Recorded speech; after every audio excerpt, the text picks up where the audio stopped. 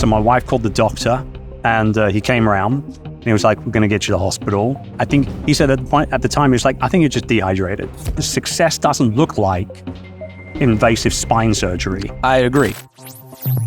Hey everybody, this is Roberto. I'm here with the one and only Chris DUCKER, multiple best-selling author, and also one of my favorite entrepreneurs. How are you doing today, Chris? Dude, I'm doing so good, and it's so good to see you after, 4 years, I think we've not seen each other. No. We had this pandemic thing that we got in the way of that. Completely different world and everything like that. How have you been?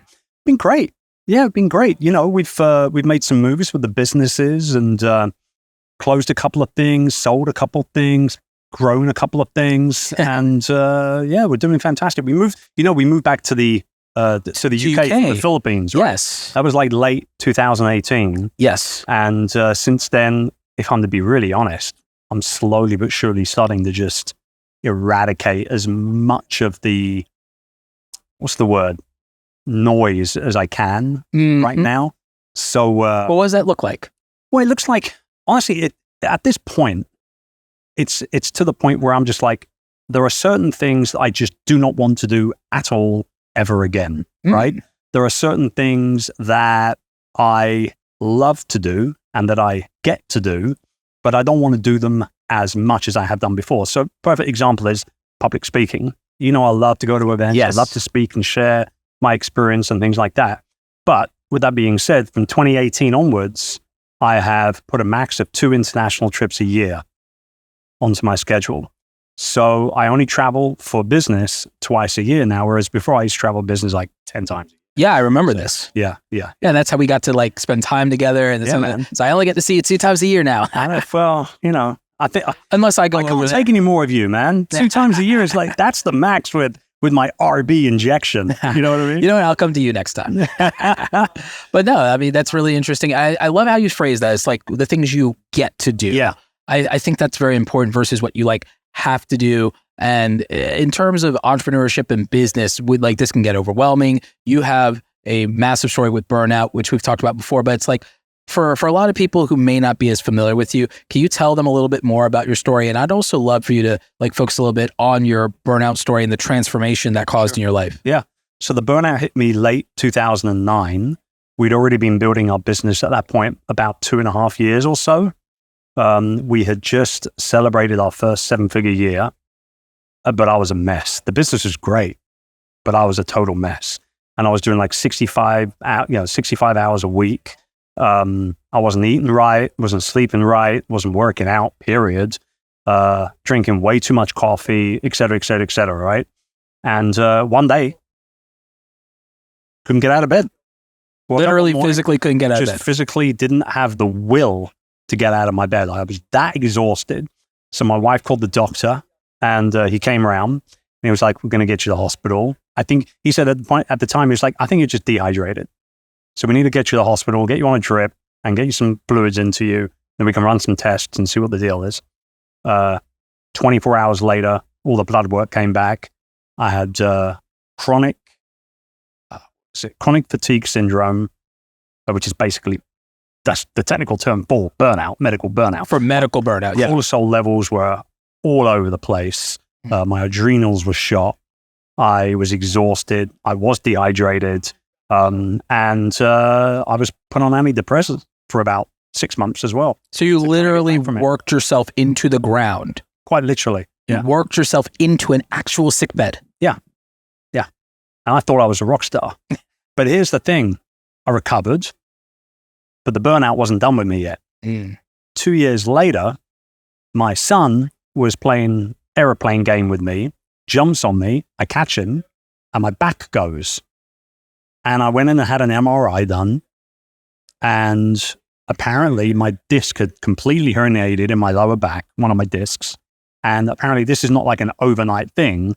And the doctor, my orthopedic surgeon, basically turned around and said, you know what, I think it's because you've been sat down for 12, 13, 14, 15 hours a day for the last 5 years kind of thing.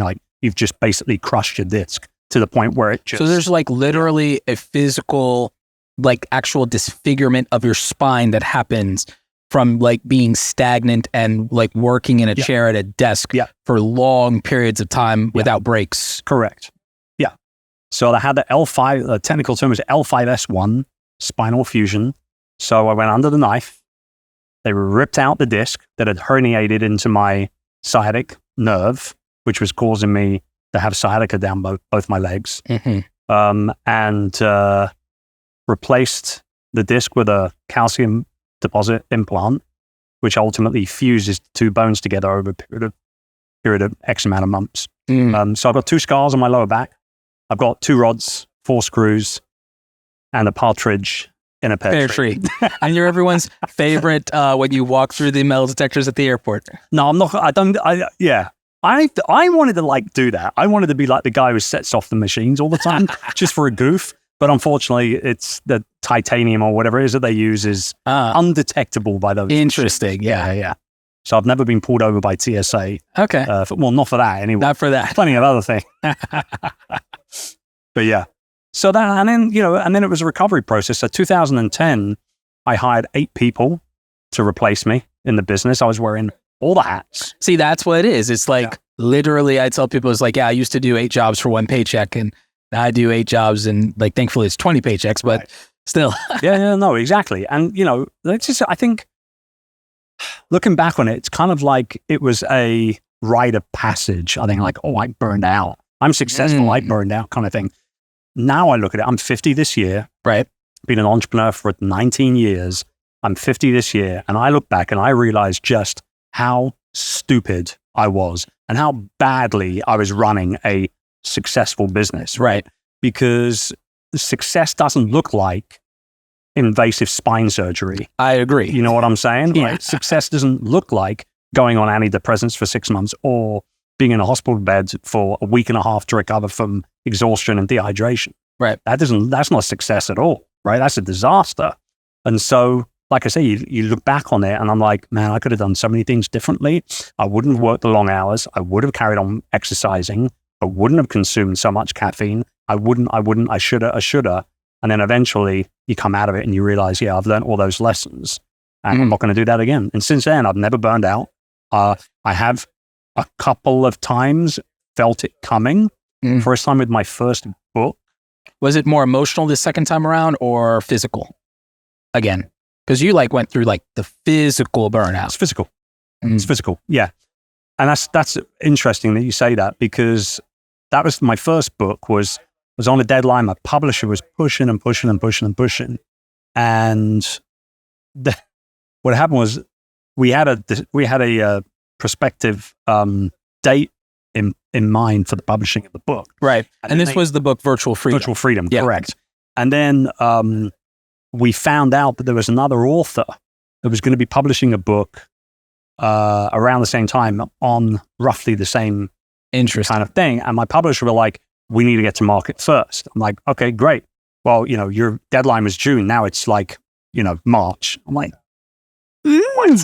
what? So that wasn't fun. I almost burnt out with that. I had to check myself into a hospital, into a hotel for 4 nights just so I could finish the book. Oh, so literally you had to lock yourself in a room and write. Yeah, because I got kids, distractions at home and everything. So I had to lock myself into a hotel room. It was a nice hotel room, but it was still a hotel room. Fair enough. And so that was when I almost did it, and I felt it coming, and my wife kind of saw it coming as well. And I jumped on the yoga bandwagon at that point. I jumped on the no caffeine bandwagon as well for a period of time. And my wife was making me green juices and getting all the vitamins and everything that you need. And I avoided it. The second and final time that I felt it coming, but it didn't, was actually more emotional. And it was right at the beginning of pandemic. Because, as you well know, I love putting on live events. Right? Yes. And we had done 3 years in a row with the Youpreneur Summit in London. And man, we just built up such incredible momentum with that event. Yeah, and a great community. Oh yeah, incredible. I mean, 70+% return rate year on year. So it was almost like a reunion every November. Yes. And then the pandemic hit and I was like, all that momentum is just going to be taken out of our sales, Not to mention the fact that the 2020 event, the speaker lineup, which you were included in, was by far the hottest lineup that we'd had. And now it's not going to go ahead. Yeah, through no fault of your own. No fault of my own. I worked damn hard to build that event up. So long story short, that messed with my head. And not only could I not do my own event, but now I can't travel and speak at other people's events. And I'm a people person. I like to be around people. I like to hang out. I like to do dinners and breakfast meetings and all that sort of stuff. And all of a sudden, I couldn't do any of it. And so I was feeling pretty down about it, if I'm to be really like transparent. Yeah. I went to my doctor. I thought maybe I was like suffering from depression or something like that from it. And she said to me, so what is it that you believe the pandemic has like, tell me like why you think it's this? And I said, and these are the words, I'll never forget what I said. The pandemic has taken everything away from me that makes me me. You know, you just described, I've never articulated it before. You just described exactly how I felt for 3 years and why I had pandemic depression. That is literally what I felt for 3 years. For 3 years. You know that I worked so hard to build up a speaker career and to we all have, bro. We all did. Yeah. And we were doing, and then also, you know, even as an introvert, you know that I'm the most comfortable when I'm around my people, when I'm around, you know, the people that I've become accustomed to and that I've opened myself up to and been vulnerable with. Yeah. And now I was cut off from that. I was cut off from that thing that even as an introvert, you know, to some degree validates me and lets me express myself and not isolate and not be in my own head. Is ripped away from me. All this momentum I built in my speaker career, ripped away from me. The creative stimulation where I get my best ideas in like the off-camera talks with our friends, the wisdom that I've gained from people like you who've like been doing it longer than me. Yep. All of these things that I was looking forward to and that I had like invested in the idea that, and this is what will propel me forward and build my future, was all of a sudden derailed and snatched right out from under me without any kind of warning. And it felt, I felt cheated. This was what it was. It was the suddenness of it all. Yes. We didn't see it coming. We had zero warning. And even though it was kind of like, and we were with each other at social media marketing world, we dodged that bullet. Right? Yes. I remember sitting on the plane going back to England with my wife, and I said to her, I have just a really, really deep feeling that that's going to be our last trip for a while.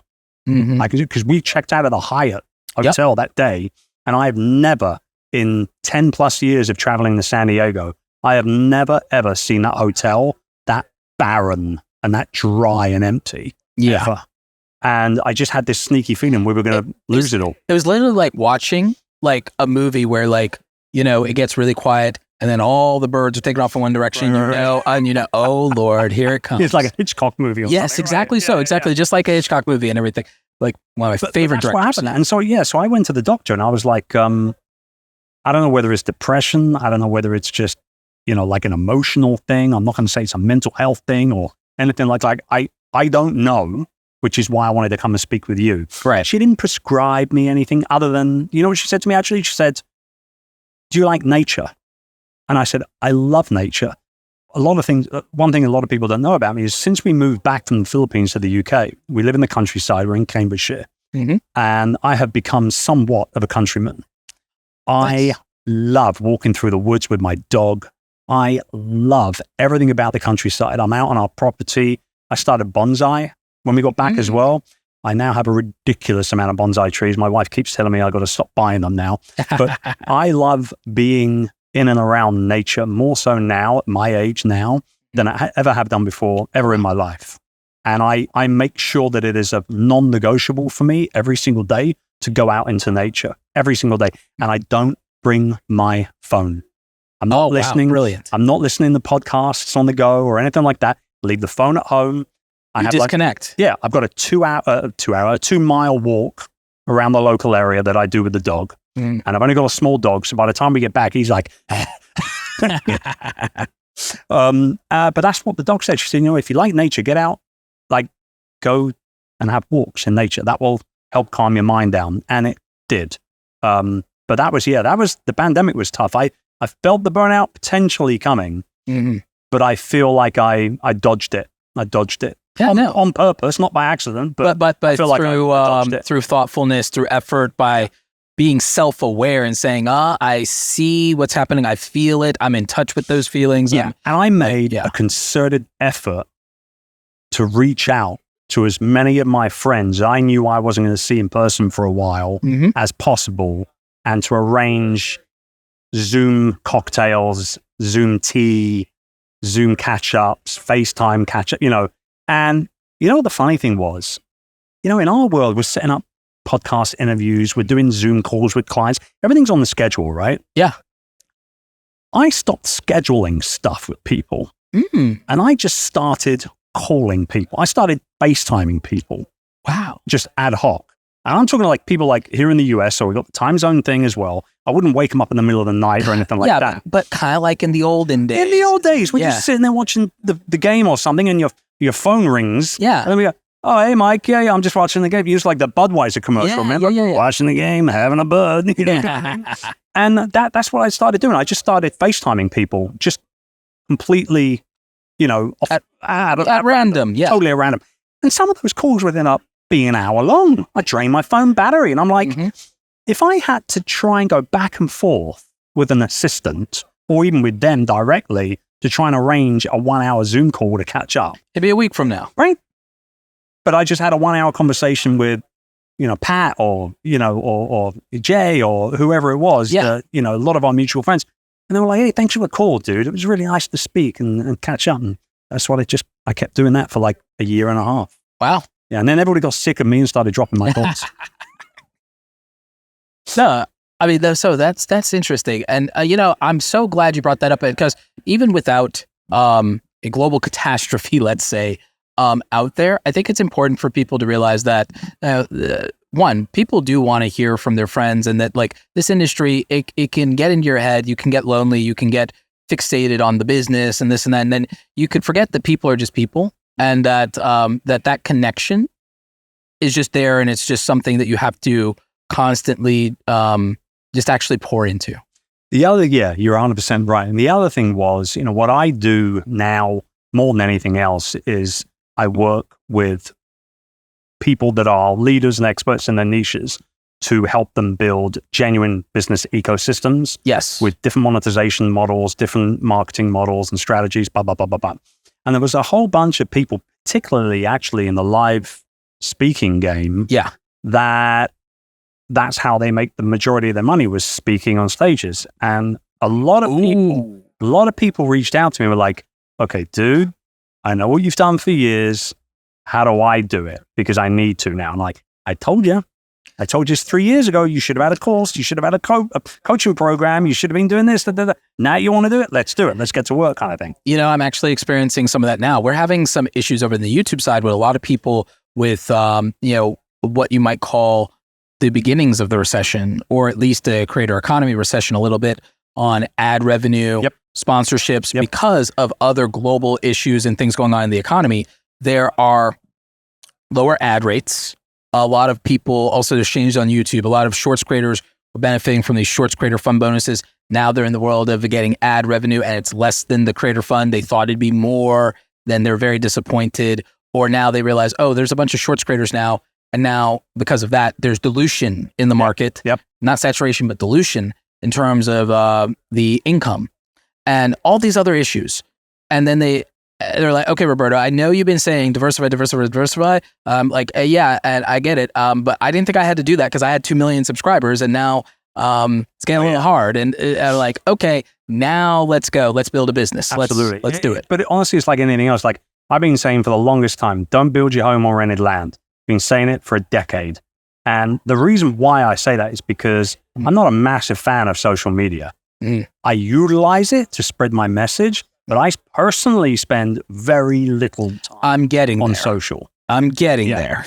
But here's the big thing, like now, YouTube, for as wonderful as it is, and I have no problems with YouTube as a company or what their business model like or whatever. People like yourself and a whole bunch of other creators make a great living off of it. I know many of them as close friends myself, but it scares me. I don't disagree. It scares me because, like you say, algo changes, funding change or payout changes, ad changes. I reduced it to less than 10% of my revenue for a reason. There you go. I did that for a reason. It's because I agree with you 100%. I'm trying to I'm not trying to fearmonger and scare creators, but I'm trying to literally put the fear of God in them about this, because what I'm explaining to them is that like they are leasing their career from the platform. If you don't own your list, you don't own access to your audience. Algorithm change, anything, it's like, boop, you're gone. Yep. Or if for an accident, not even a censorship reason, but even if you care about that, censorship or algorithmic change or just a rounding error, your account could be gone. And even if they restore it, that's days or weeks of momentum gone. That's people, that's reputational damage, money gone, the opportunity to make money, oh my God. But if you have an email list, if you have your own products, if you have a way to reach people, if you also diversify your platforms, you have multiple ways to reach people, let people know what's up. You also don't disappear completely. And people are also so scared to decentralize their content from YouTube. They're like, if I do that, I'm stealing views from YouTube, and YouTube pays ad revenue and everything like that. Forget about it. You're focusing way too much on literally fractions of pennies per view. Usually a tenth of a penny per view. Like a tenth of a penny per view. If you're fortunate like me, you get a penny per view. But most creators get a tenth of a penny per view if they're lucky. And instead, you could literally be making individual sales from people, instead of like, oh cool, I got $5 per 1,000 views, wherever. What if like 10, 20 people bought something for $5 from you out of those 1,000? You're literally talking about the difference between celebrating $5 versus celebrating $150. Yeah, totally. Yeah. So you get it. Yeah. He's going to drop the mic now. No, I mean, but you get it. But there's a lot of people that don't get it. Yeah. Right. And I think that is going to end up with that being at their own financial peril at the end of the day, and they'll learn the hard way, and then they'll come back and they'll do it right the second time around. Hopefully. The third time around or whatever it is. But no, I mean, I think the big difference between somebody like myself and a lot of other people in the online business industry is that I've been building businesses offline for years and years and years. Yes. I've been hiring hundreds and hundreds and hundreds of people for years and years and years. I've been working with B2B deals worth multi-seven figures for years and years and years. So I think I bring to the table a lot of different experience. Yeah, perspective. Like versus somebody who has just built digital courses. Now, I'm not taking anything away from no one. Oh, not at all. But you learn certain things in certain circumstances and situations that can transfer over, I say the same thing about even having like a modest beginning, like where I had a retail job at the mall when I was a teenager. That's about as humble beginnings as it gets. But here's the thing. It teaches you salesmanship. Yeah. And even as an introvert, it taught me the value and the ability and the financial benefit of developing the capacity to talk to strangers, walk up to strangers, and also ask, how can I help them? And really actually mean it and actually be listening actively and thoughtfully pairing a person to a product. The beginning of salesmanship skills and that valuable. And I learned it as a teenager by working at the mall. That translates to selling products. It translates to selling yourself to brands. Everything. Everything. Yeah. Everything. If you're an entrepreneur and you can't sell, you're not going to be a very successful entrepreneur. No, not at all. I really don't think you are. Exactly. Sure, you can hire people to do selling for you, but no one's ever going to sell your stuff better than you. Exactly. Right? Whether it's written copy or from stage or on webinars or whatever, it's just never going to. Hiring those people is to scale, and it's to a lesser degree create like clones of yourself that will never be quite as good as the original. Right. But sometimes different is better than better. Yeah, totally. In fact, different is always better than better. Okay. You want to double down on that? Yeah, I think, different is definitely better than better. We don't want to be better than somebody else in our niche. That's not going to help us build and scale a ridiculously successful business. Being better is not enough. Not anymore, it's not enough. I agree. We do want to be different. And the really nice thing about the whole creator economy and the youpreneur, business model of the business of you is that it's so easy for you to be different. It's much easier for you to be different compared to somebody else than it is to be better. I agree. Because it's you. You're the uniqueness. I agree. I've used that so many times to my advantage. There are unique things that I bring to the table. That chiseled good look. Yeah, I wish. It's like the ability to have women drop at their feet. I wish. All that sort of thing. No, it's like, who are you talking about? This is not me. It's like you're Wait, this is the Dwayne Johnson show, right? Oh no, it's Roberto Black. Yeah, that's right. Yeah. No, I wish. But thank you for the compliment though. Maybe. But the thing that I actually have taken advantage of in terms of uniqueness that I think is valuable is that the perspective that I have has given me a different avatar or set of avatars, I think, than other people that are in the creator economy. And the way that I approach it, I think, is radically different because I think that philosophically, because I focus on realism and objectivism, yes, and also radical candor, yes, it means that my presentation and my style is very different. It's not necessarily inherently better, but the thing is, it is something that is unique to me enough to say, that's for me. If you're somebody, you can say, well, that's what's for me. Yeah. And you can immediately recognize it. Right. And you then immediately become their favorite YouTuber, their favorite creator, their favorite. And our job really is to become somebody's favorite. That is it. Exactly. As our friend Amy Landino likes to say and everything, be their favorite. Yeah. Yeah. Yeah. Subscribe for good vibes. Exactly. I love that. So I wish I had that before Amy did. Now I can't use it because now I'm copying. Yeah, exactly. Yeah. So she's so smart. She is. She's very clever because the thing is, she's also done the work to rebrand herself, reimagine herself, and evolve with the times. Several times and grow and thrive. And we've been there for most of them. Yeah. Totally. Yeah. And so it's really great to just see her thriving and see her be her full self. Right. And you know what? I think she, after all these years, after all those pivots and change, I think this current Amy is not only the best Amy that I've ever seen, but I think it's also going to be the most valuable Amy. I agree. For people. And you know what did it? Becoming a mum. Yeah. And she became a mum. Everything changed. Her whole outlook to how to run the business, how to help people, and all that sort of stuff. It all changed. And it's going to, I know. It's going to become so much more. Because she's like, because now I see it now. I'm like, she's her full self. Yeah. She's her full self. Completely unapologetically.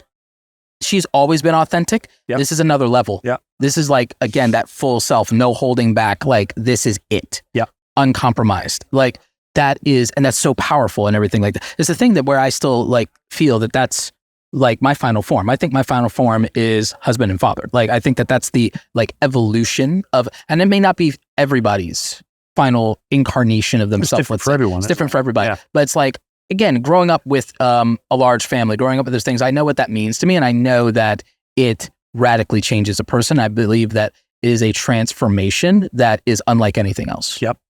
And when you had like, so my kids, my two younger kids, they're great. Like Charlie, I remember years ago, he was... How old is he now? He's now going to be... Age me here, man. He's going to be 15 in November. Okay. And when he was about 6 or 7, he was asked at school what his dad did for a living. And you know what the answer was? Such a cool answer. Go ahead. He said, my daddy runs the internet. I thought, my God. I wish I had video of it because it's just so cute. Wow, so that's great. Precious. Yeah.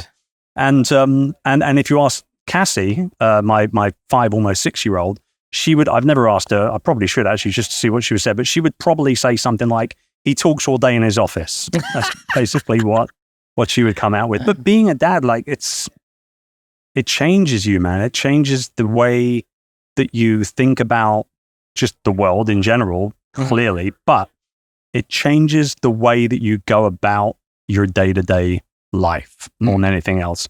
So I know that my wife is going to leave the house at around 2:30 in the afternoon. She works with me in the business, as you know, but she'll leave at about 2:30 in the afternoon. She'll go pick up the kids from school. They go to 2 separate schools because of the age difference. Yes. And then they'll be back home by around 3:45. I make sure almost every day, not every day, but almost every day, I make sure that I'm out of my office, that the door is closed by 3:30, and I'm sitting there in the family room watching TV, waiting for them to come in. And then once they arrive, they've got my full attention. That's the dream. But you know what, though? It makes you, some people say, wow, you're going to lose like 2 hours of your workday. No, I wouldn't. Dude, you become you're going to gain. Productive. You become so productive because you know you've only got these hours. So that constraint, that added pressure, that deadline and everything like that is like, that's interesting. Yeah. That's interesting that you said that like it will take that productivity next level. I believe it 100%. Yeah. That's because it's like, because it is a boundary. It is a boundary that will not be crossed. It is a like, And that's it. And as you know, I don't work Fridays. I haven't worked a Friday for like 7-8 years, right? So then that makes it even, now I'm only working like 4 or 5 hours a day, Monday to Thursday, 20-hour week. But it means you are going to operate at that better than other people would if they put in 60 hours. Well, and I'm definitely a lot healthier than what I was. And I'm older, a little wiser, maybe not quite as good looking as I was 10 years ago. But at the end of the day, all right. at the end of the day, though, I feel like I've got like another 5 to 10 years of doing what I do at a level that I like doing it at right now, with the gusto and with the energy and that kind of that focus on coming at it, head on and like really chasing it down kind of thing. I reckon about another 5 years of that, and then maybe another 5 years after that of leveling off, and slowly but surely drop. And I've always said, like, I would like to get to the point where by my mid-50s, I clearly do not need to work anymore financially. Right. If I'm to be honest, probably there now.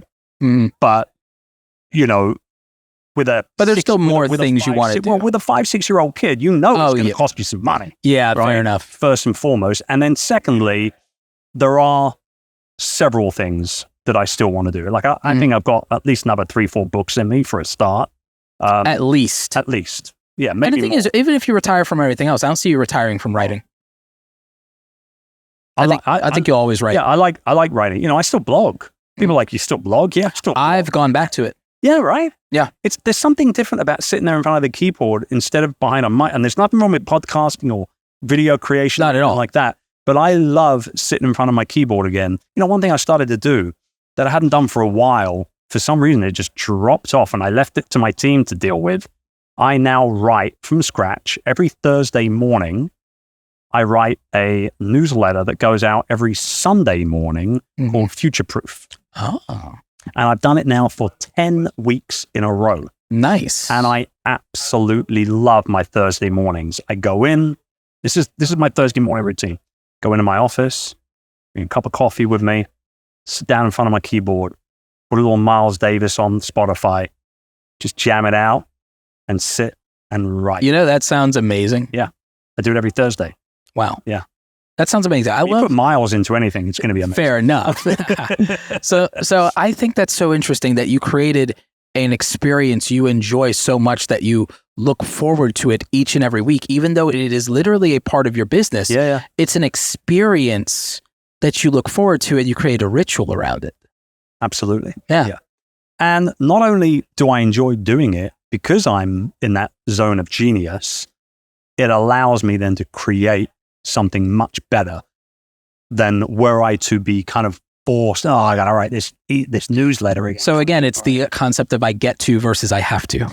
That should be what people are striving for. If you look at a successful business or a successful entrepreneur, that's where we want to get to. It's not about making a crap ton of money. It's about making a good living to be able to provide a good lifestyle to your family, and pretty much no more, quite frankly, as far as I'm concerned at this point. Our job is to get to the point where we are getting to do what we do every day because we love it so much, not being forced into a position where we have to do it because I need to make the money or whatever it is. You got to get to do what you want to do. I believe in that so much, and I'm so glad you said that. And I think that's where, I think there are practical things you have to do, sure, but you want to use that as a bridge to that whole place of, again, I get to do this now, I get to do that, and so on and so forth. And then again, the motivation for it, again, family being a strong motivator. Yeah. Now, we talked a lot about writing. I want to actually bring up something, if you're okay with it, that's happened recently. So you're a multi-time best-selling author, but recently you've been having a little bit of a row with Amazon. I'm an Amazon self-published author. Yeah. Many people in the audience want to be self-published authors again, because also buy our books. They will be linked in the description and in the show notes for the podcast. But buy our books. But you have a row right now going on with Amazon. Do you want to talk about that? Yeah, I'm happy to talk about it. So Amazon KDP. So KDP is their publishing arm, obviously. Yeah, Kindle Direct Publishing. I mean, we don't have all day to talk about it. Sure, we can definitely touch on it. So basically, about 6 weeks or so ago, I got an email out of the blue from Amazon KDP. initially I thought, oh, they're going to ask me to be deal of the day again because they've done it 11 times in 5 years. Sure. Open up the email. We are deactivating your Amazon KDP account because it has been found to be connected to another account that we have recently deactivated. This is a final decision, and you're not going to get any book royalties that are outstanding. So now they're stealing from me. Yes, because you sold those books, man. Sold the books. You can't open another KDP account, and your book cannot be put on Amazon again. And I'm like, this is ridiculous. So I appealed. Of course. Regardless. I have now received the same exact email, no less than 12 times. Thank you for your email. We need more time to look into this. We'll get back to you in 5 business days. They don't get back to you in 5 business days. So now I'm following up. And you're literally an international best-selling author. Yeah. You sold tens of thousands of copies. Almost 1,000 5-star reviews on my book. That's absurd. And they've picked it for deal of the day 11 times. Again, this is why we talk about you got to have your own platforms and your own things, because regardless of what it is, you are leasing your career from these people and they can snatch it up from under you whenever they want. So what happened was, okay, I go to Amazon. The book's not up there no more. It's still on Audible, but I can't get it on paperback, can't get it on Kindle. Okay, let me try and sign into my account. Can't even sign into my account. I'm like, my regular Amazon account? Yes. KDP? No. Like author backend? No, nothing. This account has been closed. Brilliant. So I've been battling with them, going back and forth. And, the last email I sent them was just like, well, it's all very well saying that you deactivated my account because it was found to be connected with another account. Number one. They didn't even tell you what account that is. Well, that's the thing. I don't know which account you're talking about. I got one account. I've never had any more than one account. You got to put your tax info on there. You can't create duplicates accounts. No, you can't. Yeah. And if you're saying that you're doing that, then by all means, I can accept that as a reason as to why you would do it. But you got to show me the evidence behind it. Correct. You don't say, my wife's been cheating on me, so I want a divorce. Well, where's the evidence? Where's the evidence? Every lawyer's going to throw that out unless you got some evidence, right? Yeah.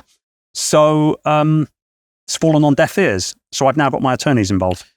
As one does. And again, they also legitimate, you can prove damages because you have these royalties that were owed that are now being withheld without any cause. Yeah, but any not just evidence. That, dude, but that's loss of business on top. Yes. The book royalties for a business coach is the tip of the iceberg, right? Mm-hmm. I sell digital courses every single day. I sell coaching programs every single week. I sell event tickets every single quarter, and so on and so on and so on. Right. And there's reputation management as well, damage, because all of a sudden Chris Ducker is, seen to be not a best-selling author anymore because his book isn't even on Amazon. Right. It's mad. So it's like, is he making a false claim about himself? Exactly. Is he, So we'll see what happens with it, man. It's, jury's still out, as they say. I'm expecting, I know that my attorneys have already touched base with executive support, KDP, so it might get resolved. But I got to be honest with you. Even if it is resolved, even if the book and the account does go back up, even if all the reviews are still there and I get my royalties and all the rest of it, I can tell you right here, right now, I will be taking my book off of Amazon KDP and I will be republishing it again with a different ISBN. I'm going to put an extended version out with another 10,000 odd words, and I will publish it under a different banner, and I'll get the book back up on Amazon, and Amazon will not be able to take it off Amazon again because I'll be doing it through somebody else. It's going to happen. Yeah. Because at least that way I know I've got a smidgen of more control. Do you know what you're looking at for that? Is it possibly Ingram Spark or? Not sure yet. Okay. I'm going to weigh up the options and see what the deal is on it. I buy my own ISBNs for my books. Oh yeah, no, I did it. I did it as well. Yeah. Yeah, no. Like that is so crazy. And the fact that they didn't even get back to you. That's wild, dude. That is wild. Now, we're talking 13 years of being online, creating content, all the rest of it. I've never, ever had any problems with anything at all. Mm-hmm. And here we are with something that would be deemed as a very successful project. This is why I'm fighting so hard for this. And this is a great, kind of place to begin to bookmark this a bit, this conversation. Cause My thought has been so much lately in the creator economy and the creator space of like, I need to get creators to build off-platform income streams, and I need them to build an off-platform strategy. And I'm desperate to do this because I'm seeing, whether you think it's rightfully or wrongfully, I'm seeing people lose their accounts in different platforms. I'm seeing people being terminated. I'm seeing people show me things where out of nowhere, their stats are tanking and they haven't been doing anything differently. And it's like, boom, 75% less than whatever. Yeah. And I've seen even things with glitches in platforms where then, okay, they fix it for like 99% of creators, but what about the 1% that doesn't get fixed for? That's so, and it's these things, people are relying on these platforms for their livelihood. And so I'm desperate to get people to build off-platform income streams. Yep. So they're at least, even if their income is disrupted, it's not down to nothing.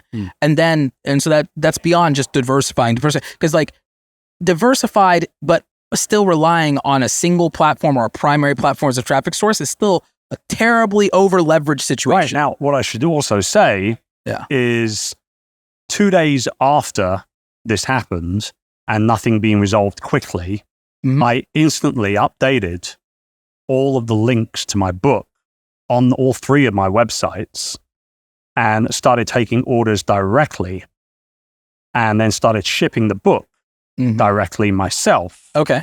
And we have sold, in the best part of almost 6 weeks, we've sold about 150. Was there books. Something you put in place for fulfillment on the back end of your website? Already had the books at home.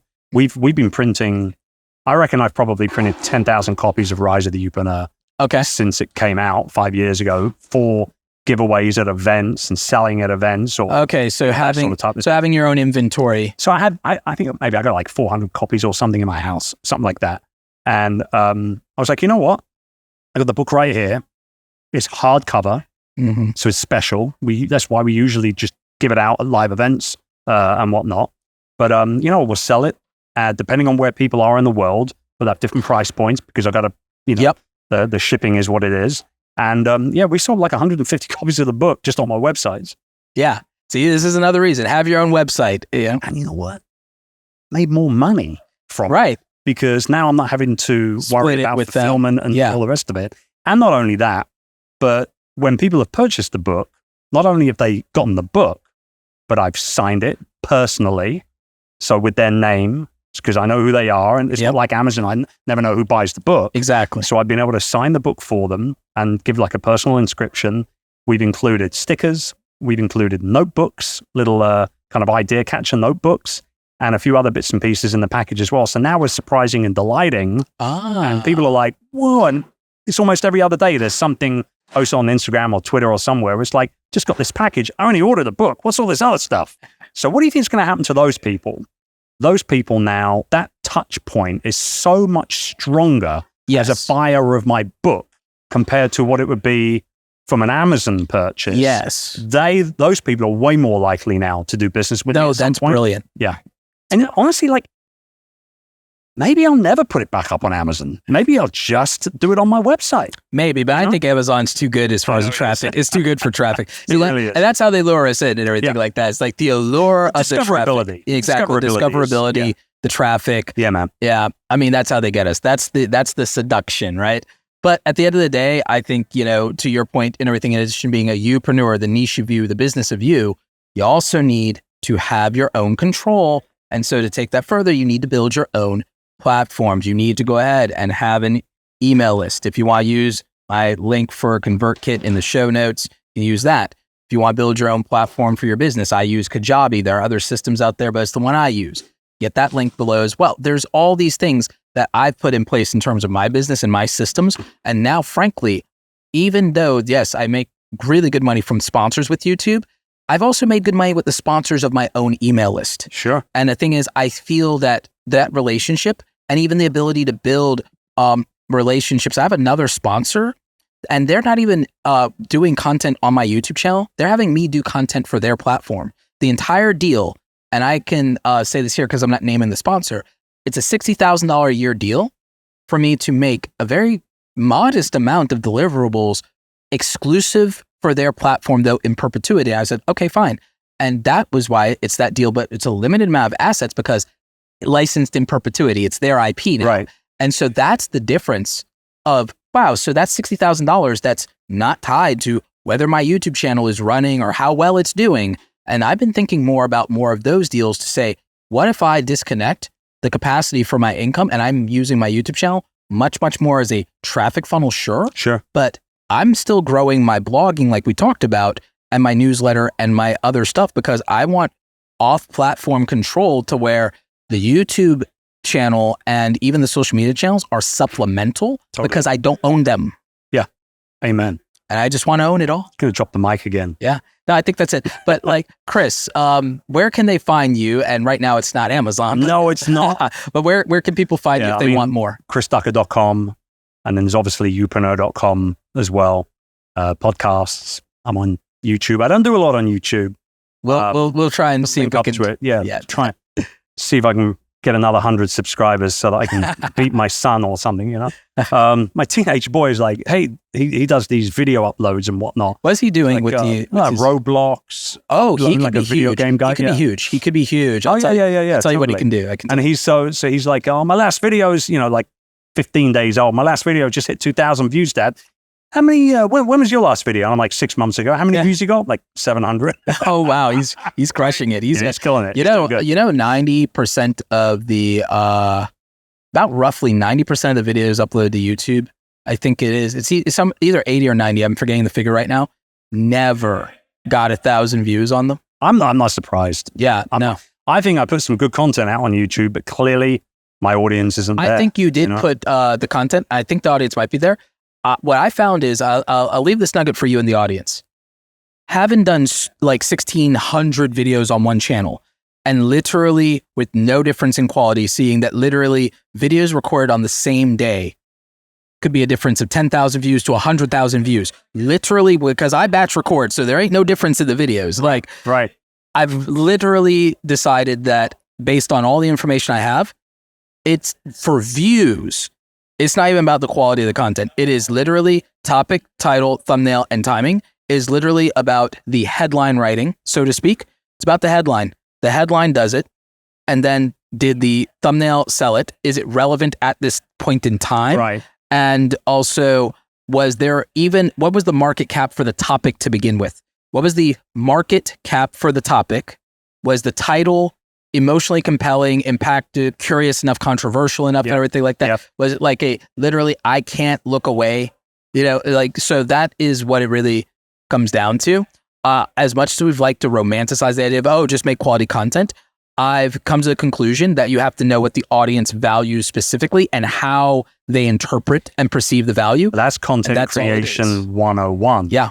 But everybody gets sucked into the algo thing and all the rest of it. I'm replace algo with audience and everything like that. Everything now is subvert the algorithm through psychology of understanding the audience, the psychology of the audience, using titles that leverage your emotional intelligence and saying, screw the keywords, screw the algorithm, screw the, whatever my IQ is saying, throw it out the window and figure out what my EQ is saying. And that will probably make all the difference in the world. Yeah. I think that's a good place to leave it. Chris, thank you so much for giving me some time. Always a pleasure, brother. Yes, you too, man. Always, man. All right. And we'll catch you on the next one. Stay awesome.